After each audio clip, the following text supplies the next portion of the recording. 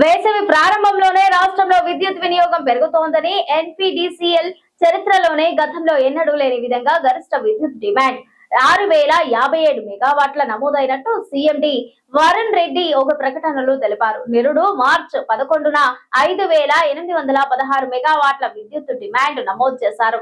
వేసవి ప్రారంభంలోనే రాష్ట్రంలో విద్యుత్ వినియోగం పెరుగుతోందని ఎన్పీడీసీఎల్ చరిత్రలోనే గతంలో ఎన్నడూ లేని విధంగా గరిష్ట విద్యుత్ డిమాండ్ 6057 మెగావాట్లు నమోదైనట్లు సీఎండీ వరుణ్ రెడ్డి ఓ ప్రకటనలో తెలిపారు. నిరుడు మార్చి 11న 5816 మెగావాట్ల విద్యుత్ డిమాండ్ నమోదు కాగా ఈ ఏడాది ఫిబ్రవరిలోనే 6057 మెగావాట్లు డిమాండ్ నమోదైనట్లు పేర్కొన్నారు. పెరుగుతున్న డిమాండ్ను దృష్టిలో పెట్టుకుని ముందస్తు ప్రణాళికతో సత్వర చర్యలు చేపట్టినట్టు తెలిపారు. మౌలిక వసతుల అభివృద్ధిపై ప్రత్యేక దృష్టి సారిస్తూ 35 కొత్త 33/11 కేవీ సబ్ స్టేషన్లను ప్రారంభించామని 366 అదనపు పవర్ ట్రాన్స్ఫార్మర్లను ఏర్పాటు చేస్తామని పేర్కొన్నారు.